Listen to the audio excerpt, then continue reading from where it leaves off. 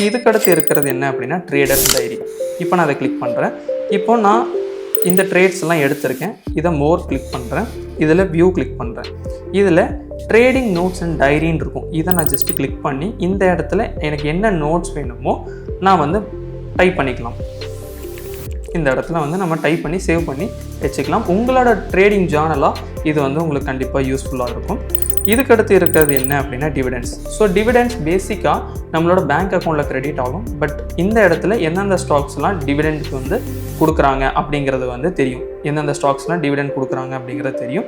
Upcoming dividends என்னென்ன இருக்குது அப்படிங்கிறது ட்ராக் கொடுத்தோம் அப்படின்னோம்னா நமக்கு இந்த இடத்துல தெரியும். இது வந்து அப்கமிங் அண்ட் டுடேன்னு நீங்கள் கொடுத்தீங்கன்னா இன்றைக்கி என்னென்ன இருக்குது அப்படிங்கிறது உங்களுக்கு தெரியும். உங்களோட போர்ட்ஃபோலியோவில் இருக்கிறதும் நீங்கள் செக் பண்ணிக்கலாம். நம்ம முன்னாடியே பார்த்த ஸ்கேல்பர் அண்ட் ஃப்ளாஷ் ட்ரேடுக்கான குயிக் ஆப்ஷன் வந்து உங்களுக்கு இந்த இடத்துல இருக்கும். ஃபாஸ்ட் செலக்டாக நீங்கள் வந்து பண்ணிக்கலாம். ஸோ அதுதான் இந்த ஸ்கேல்பர் ஆக்சஸ், உங்களுக்கு தெரியும்னு நினைக்கிறேன். இப்போ நெக்ஸ்ட் இருக்கிறது ப்ரைஸ் அலர்ட். இப்போ ப்ரைஸ் அலர்ட் அப்படிங்கிறது வந்து நம்ம 2 டைப்பாக வந்து செட் பண்ணலாம். ஒன்று ப்ரைஸை மட்டும் பேஸ் பண்ணி செட் பண்ணுறது, இன்னொன்று டெக்னிக்கல் இண்டிகேட்டர்ஸ் வச்சு செக் பண்ணுறது.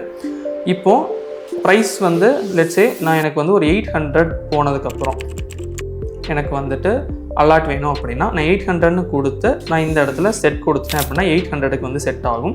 இப்போ இதே இது வந்து நீங்கள் இண்டிகேட்டர்ஸ் யூஸ் பண்ணுறீங்க அப்படின்னா பை டெக்னிக்கல் அப்படிங்கிறத செலக்ட் பண்ணிக்கங்க. உங்களுக்கு என்ன இண்டிகேட்டர்ஸோ அதுக்கு என்ன கண்டிஷன்ஸோ அதை இங்கே கரெக்டாக ப்ளேஸ் பண்ணி செட் அலர்ட் கொடுத்துக்கங்க. இது வந்து நீங்கள் என்எஸ்சிக்கும் செட் பண்ணலாம், பிஎஸ்சிக்கும் செட் பண்ணலாம். ஸோ அது இந்த இடத்துல நீங்கள் சேஞ்ச் பண்ணிக்கலாம். ஓகே,